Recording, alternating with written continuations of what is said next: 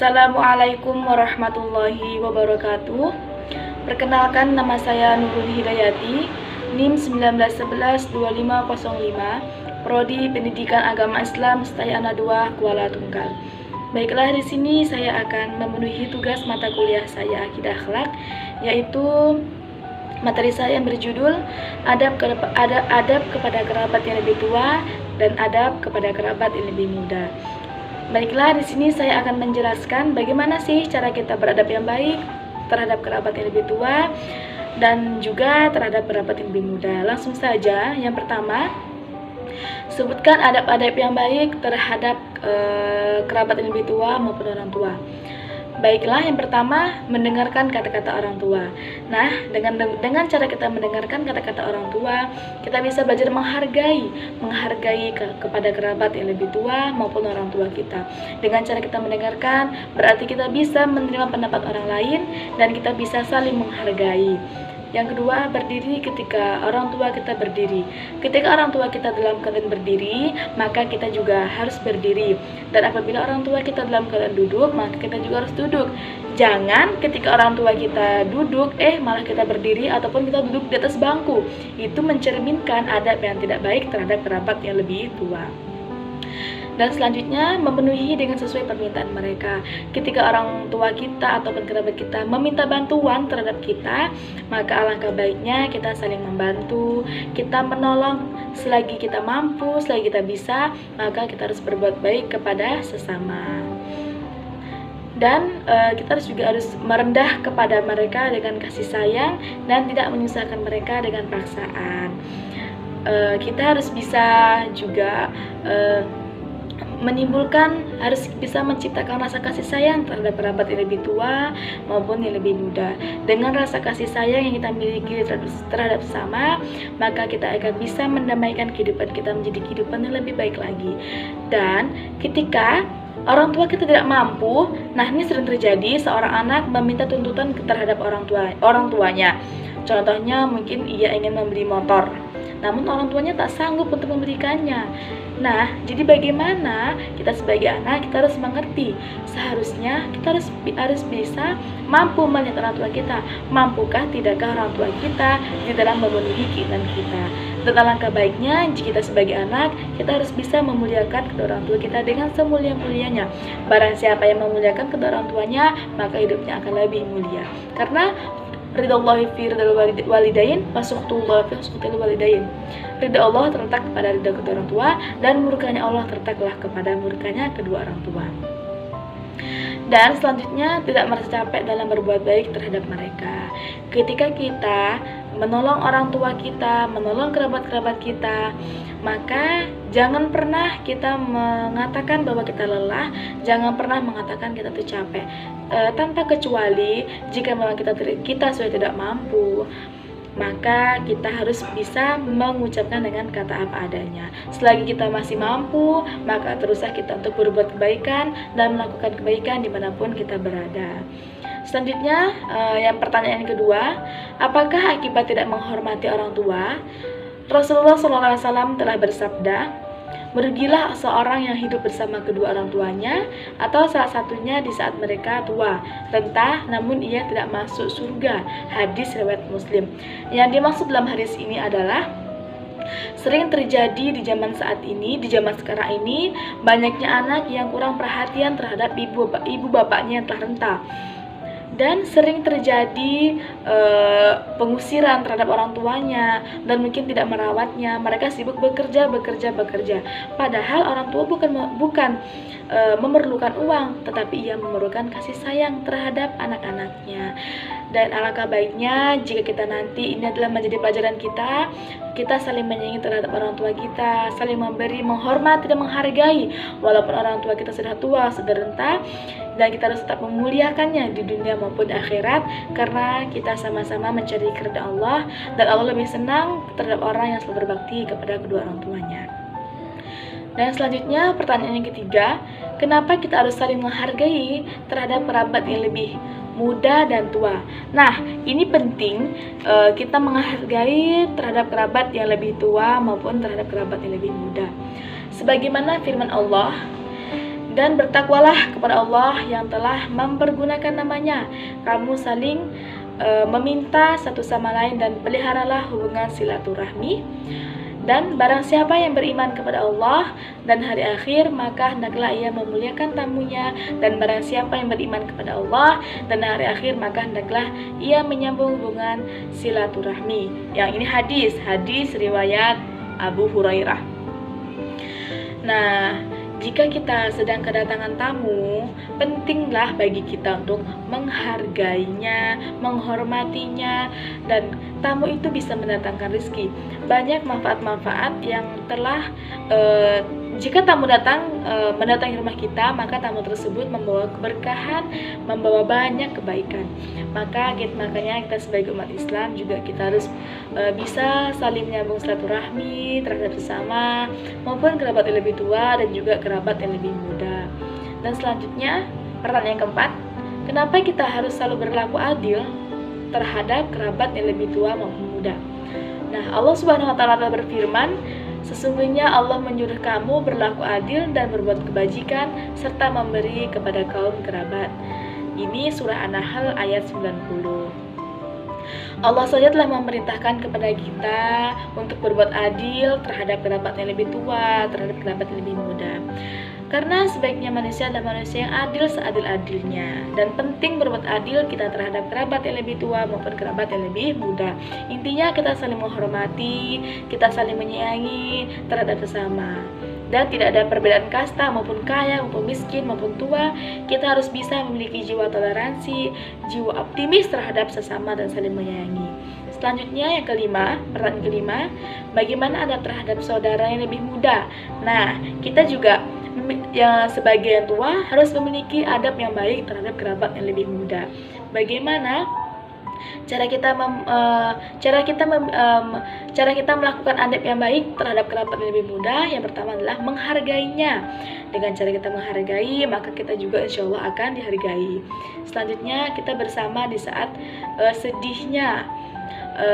Namanya anak kecil pasti ia sering merasakan kesedihan, kesulitan, dan kita juga sebagai kerabat yang lebih tua harus bisa empati terhadap kerabat yang lebih kecil dengan cara kita memberitahu, dengan cara kita menasihatinya, karena anak kecil itu masih butuh bimbingan yang baik, yang banyak dari kerabat yang lebih tua.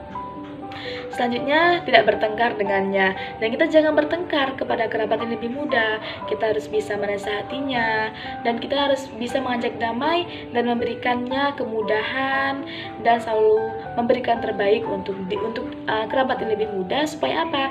Supaya bisa menimbulkan generasi-generasi yang lebih baik lagi. Senyum di hadapannya. Dengan cara kita tersenyum, maka kita menampakkan bahwa kita sedang bahagia bertemu dengan mereka. Selanjutnya, menutup aib saudaranya.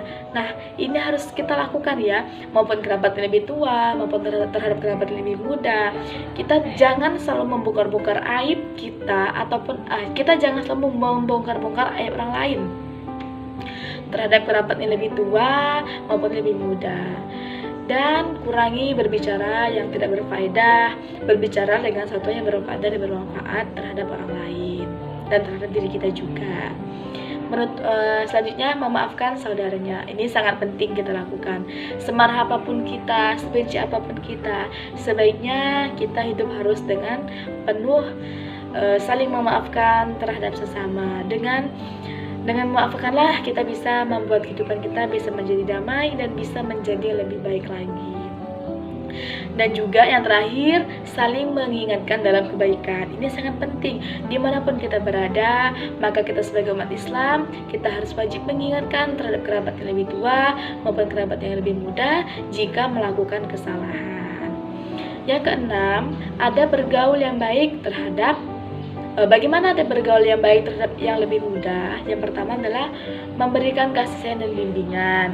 Yang kedua, memberikan contoh dengan perbuatan dan ucapan. Nah, kita harus bisa memberikan ucapan yang baik, harus bisa bertutur kata yang baik, harus juga berucap kata yang baik, jangan berucapan kata yang buruk. Karena kelak akan dicontoh pada generasi-generasi muda, karena kita yang tua ini juga menjadi tuntunan bagi para generasi muda. Alangkah baiknya jika kita melontarkan kata-kata yang baik. Ini sering ya terjadi, kadang orang latah ya, mungkin latah itu melontarkan kata-kata yang buruk. Nah, jika bisa berubahlah dengan kata zikir, astagfirullah, subhanallah, karena itu akan menimbulkan juga akan mendapatkan pahala yang baik bagi kita yang selalu berzikir kepada Allah. Selanjutnya, menolong bila ia dalam kesulitan. Dan kita juga harus saling menolong ya dalam kesulitan. 2, bersabar menghadapi kemauannya.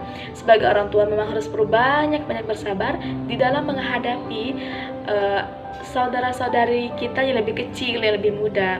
Memang mereka kadang sering terlihat manja, tapi wajar saja karena mereka namanya masih kecil.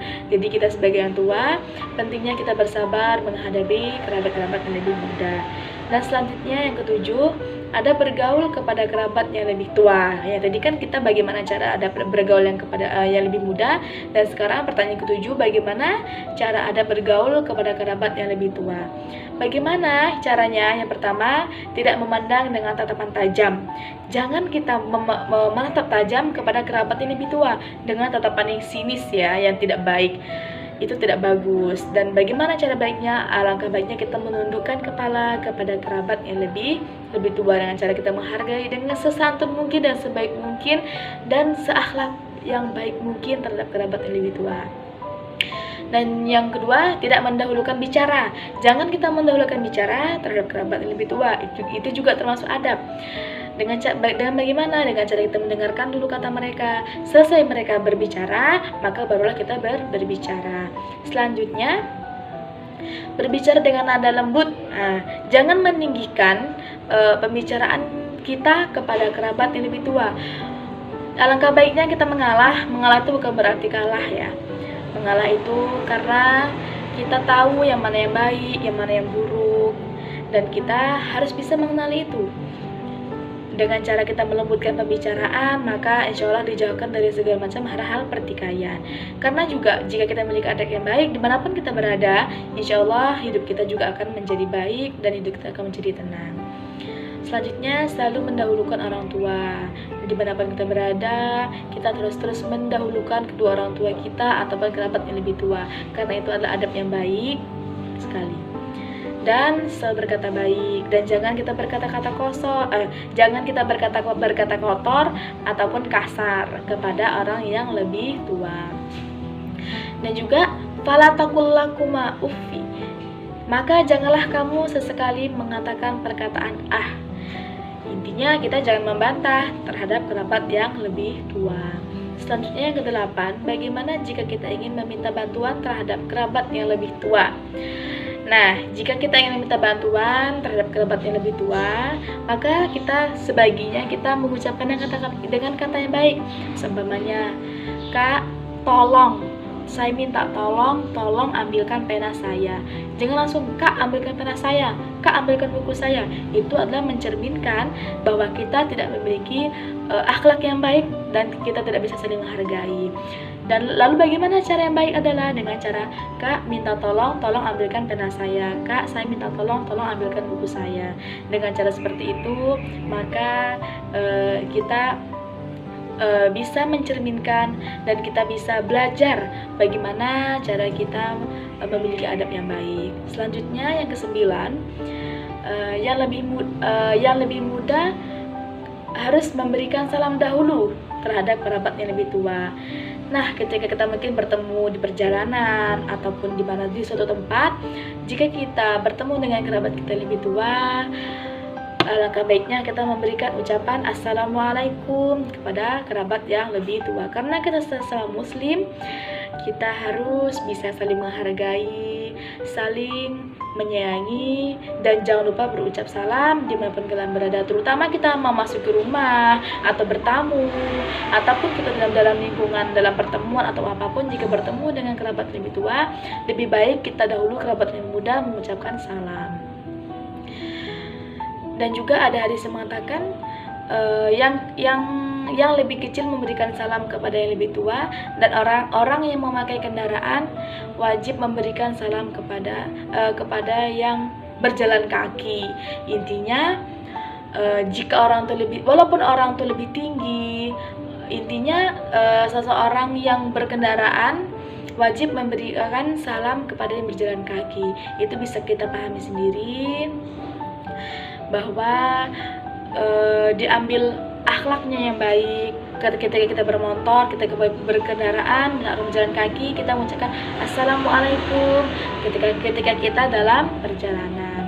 Selanjutnya yang ke-10, mendahulukan di segala hal yang baik. Maksud di sini adalah mendahulukan orang yang lebih tua dalam segala hal yang baik. Contohnya, itu juga termasuk akhlak yang baik adalah mendahulukan orang tua dalam berbicara, memberikan tempat dia dalam majelis. Contohnya, kita sering mengalami suatu acara apapun itu dia, dalam keadaan majelis ataupun acara ya berbagai macam acara keluarga atau acara apapun, kita mendahulukan yang lebih tua dengan cara mencarikan tempat duduk yang lebih tua dahulu, memberikan kenyamanan yang lebih tua dahulu, itu lebih baik. Dan juga yang ke-11, lanjut pertanyaan yang ke-11 yang terakhir. Di sini ada ayat Al-Qur'an yang menjelaskan pentingnya kita berbuat baik terhadap kerabat, yaitu Quran surah Nisa ayat 36 yang berbunyi, A'udzu billahi minasy syaithanir rajim. Bismillahirrahmanirrahim. Wa'budullaha wa la tusyriku bihi syai'an wa bil walidaini ihsana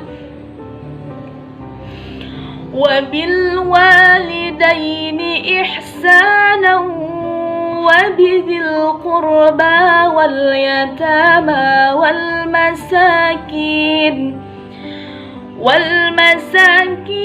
والجار ذي القربى والجار الجنب والصاحب بالجنب وابن السبيل وما ملكت أيمانكم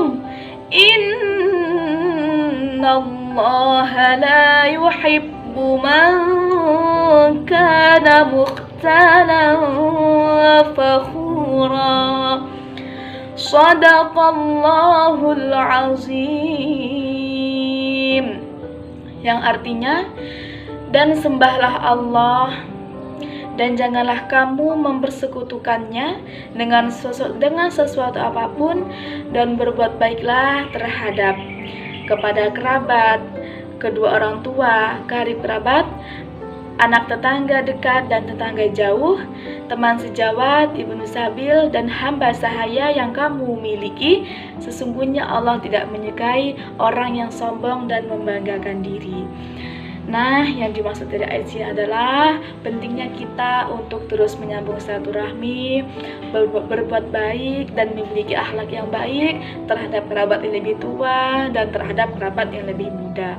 Karena dengan kita memiliki akhlak yang baik, insya Allah dimanapun kita berada, kita selalu dalam keadaan baik-baik saja. Dan ayat ini juga menjelaskan pentingnya kita berlaku untuk tidak menyombongkan diri, tidak membangga-banggakan diri, terus merendahkan diri, karena pada hakikatnya apapun yang kita miliki itu semua milik Allah, dan itu semua adalah titipan dari Allah Subhanahu wa Ta'ala. Dan kita harus terus merendahkan diri bahwa kita ingat apapun yang kita miliki itu semua adalah milik Allah Subhanahu wa Ta'ala. Dan terus berbuat baik terhadap sesama, dan terus prioritaskan akhlak kita dengan akhlak yang baik, dengan akhlakul karimah yang baik terhadap kerabat yang lebih tua maupun terhadap kerabat yang lebih muda. Dengan cara kita berbuat baik, maka insya Allah dimanapun kita berada, kita akan selalu dalam baik-baik saja. Itulah tadi pertanyaan dan jawaban dari saya. Terima kasih. Saya akhiri dengan ucapan Assalamualaikum warahmatullahi wabarakatuh.